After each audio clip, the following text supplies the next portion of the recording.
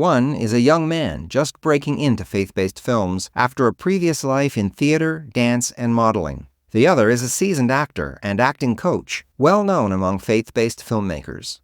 Today we talk with CJ Haynes and John Goad as we continue our series of short bonus episodes on location from the set of Empty Nets.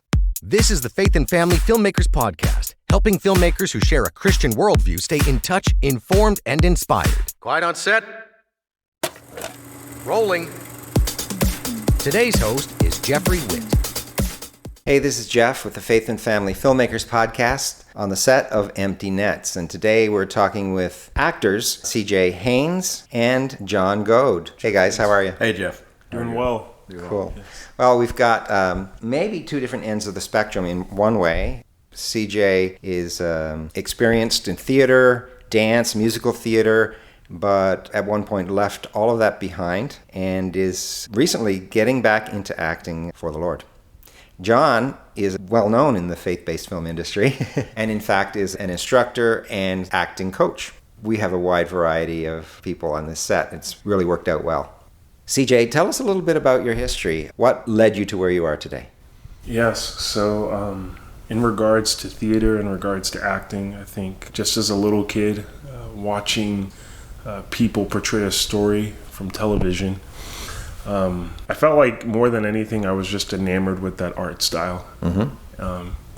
And so for me personally, it was a way to escape reality because I got to play a different part, a different person. Mm-hmm. But I caught myself trying to identify myself not as a child of Christ, but rather whatever the world portrayed. And so for me, just in regards to acting, I lost who I was in it. Most importantly, even though my mom grew me and my brothers up in the faith, I didn't understand Christ from He is all sufficient and we are called to cling and depend on Him. I really only understood Him from a place of like a morality sense. Like this is just the right thing to do. Right. And so when He became all sufficient for me really in 2020, that changed everything. Mm-hmm. When I was doing modeling out in LA at the time, I was just I was just lost in everything that was going on. And I felt like a lot of the relationships that I also built up, they weren't very tangible because everybody is in this go-go mentality and they're willing to step on each other's toes in order to get to where they want to go. Yeah. And so I remember I was attending Bible college during that time and I was in a relationship at that time too. And man, God brought me to my knees because everything was taken away because I put these desires over first Christ, over that relationship, over my friends, everything. And I think for me, acting in a sense really became an idol.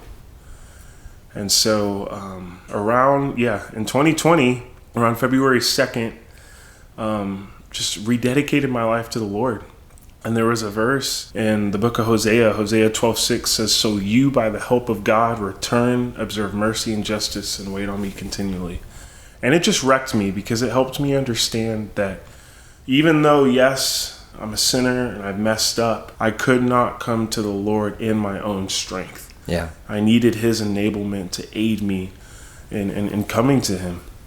Then a pastor came into my life, discipled me, changed my life in a very powerful way.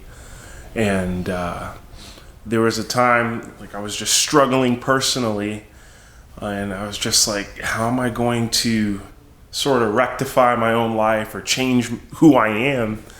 And he was just like, the answer is not in you conjuring up something, it's you submitting to Christ. Matthew 6:33, seek ye first in His righteousness and all these things will be added to you. I was like propelled really to just, okay, God, whatever it is that you want to do. And so for me, I was like, I will lay down acting. I will lay down performing.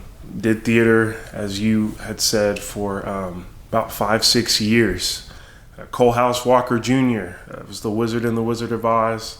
Seussical, all these shows that I really enjoyed. But then with the modeling side, I just enjoyed, being in this atmosphere full of people that were praising me and giving me glory. Mm-hmm. But we were not meant to have our own glory. We were meant to worship. And so now it's really cool that this opportunity to portray the messenger in empty nets, it has been just a huge blessing. And to, I guess, put a bow tie on this, when I auditioned for this project, I was at a place where I was like, God, I don't even know if you want me to continue to do this, but if you are truly leading me to do this, you're going to open the door at the end of the day. And he did. And so I thought it was cool that, one, it's faith-based.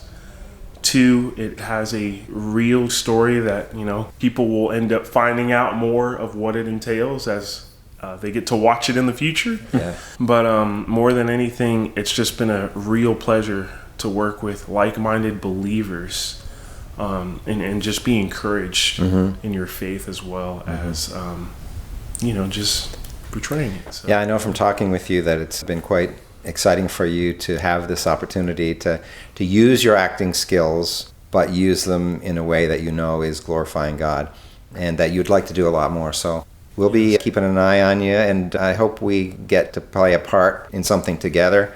I hope in this next year there's a demo reel and an agent for you, and those opportunities will multiply. Thank you. We'll be praying for that. Yes. And John. Yeah, actually, I want to say I've been around for a while. You've got a good future ahead of you, brother. So, all right, you're funny. You are funny. I don't know if you realize how funny you are. So, all right. Well, I'll also say, I've mentioned several times in these interviews how we're all kind of a family, and the accommodations in one big house, and it's really cool. But I also know that some of the more experienced actors have been taking some of the younger ones under their wing, or less experienced ones, giving them advice, and I guess not just advice, but showing a willingness to help others in their careers. So it's a really cool atmosphere. It's part of discipleship, really. I mean, you should always be reaching forward, learning from someone, and reaching back, teaching someone. Mm-hmm. Sometimes it's unsolicited advice, sure. But yeah, it's discipleship. Mm-hmm. So John, briefly, tell us about some of the projects you've done as an actor, whether just more recent ones or... Oh boy, well, I've been an actor for a very, very, very long time. Mm-hmm. Very, very, very long time. Longer than I've been a believer. So I started out way, way, way back. Fell in love with it in high school. Mm-hmm. And then as soon as I got out of high school, I went to the Army. And as soon as I got out of the Army, I pursued the acting thing full force. I wanted to be... like any other kid my age, I wanted to be the next Tom Hanks or Tom Cruise, whatever. So I really hit it hard. Went and sought out teachers in New York and just went after it. But in 95, I basically gave a challenge to God. I said, God, if you're real, you need to show me. And boy, did he. So I finally accepted Christ in 98. And of course, those two worlds collided. The acting business, like CJ was talking about, there's a lot of pride. There's a lot of glory. A lot of things are focused on me. Mm-hmm. And that's where I got my worth. And then when I met Christ, it was completely changed. So I actually put down the whole acting career for a long time. And then back in 2006, I guess, when Facing the Giants came out. Right. That's what kind of charged me again. Okay. That there's a place for us Christians in film. And then in 2015, I got back into it full time. I finally, like CJ just said, he'll open doors. And he kicked them open and pushed me through. Mm-hmm. So now, I guess for the past, 2024? So the past 8.5 years or so, I've been that's all I do now. Cool. Yeah. Tell us briefly about your coaching or training. I know you teach at festivals and conferences. Right. But you do private coaching as well? I do private coaching, yeah. Actually, I do a few classes. There's a group here in the Fort Worth area that I'll be starting with doing some online classes, classroom type settings. But I also did the classroom settings at Content and Teacher Boot Camp, as well as private coaching. Most of my coaching is private coaching, either one-on-one, helping with specific auditions, or doing my curriculum. So my coursework seems to be helpful for writers and directors as well as actors. Okay. So I've gotten a lot of good feedback from writers and directors too, because of the way I approach character development and character types, communication, emotion, etc. So yeah, cool. Briefly, a description of your time here on the set of Empty Nets. Man, what a blast. I play Bebe, who is, I guess, the sense, how did someone put it? The abbot to Leland's Costello. Okay. Yeah, I'm a little bit more straight as far as things go, but there's still plenty of funny scenes. Just had a great time. Cool. Yeah. And Nathan is hoping to premiere at Content this year. Yeah.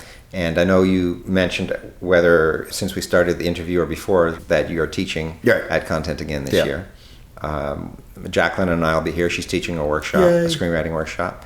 And probably a majority of the cast and crew that are here right now are regular Content people. So we'll be looking forward to that. Hope you can be here, CJ. Yes, I hope so. Especially if they premiere the movie. Like, gotta be here. Have to have a red carpet. Yes. That's right. So CJ, I know you also have an online devotional website that you've developed and you write for. Tell us about it. Yes, so what's super cool about it, right about the time when I truly met the Lord in 2020, I just started writing devotionals. Someone was sharing devotionals with me first, and I was encouraged, like, man, I want to do this too. And so I started just digging into the Word, and as I would write, you know, a brother or a sister would be encouraged by it, and they were like, hey, like, dude, you should turn it into a book or something.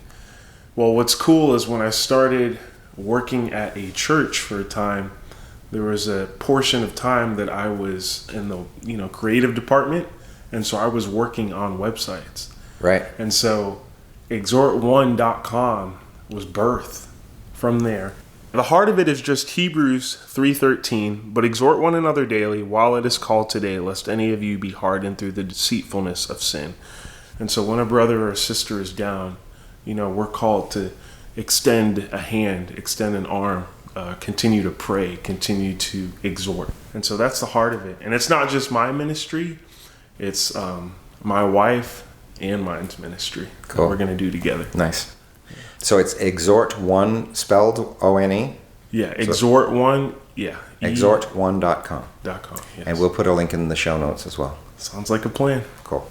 Well, it's been great talking with you both. Great spending time with you. CJ, I've driven twice to and or from the airport, and I'm driving him again tomorrow morning. John wouldn't let me drive him. Actually, No, John, I live in Houston. So, John didn't have to get a ride to the airport. He drove himself.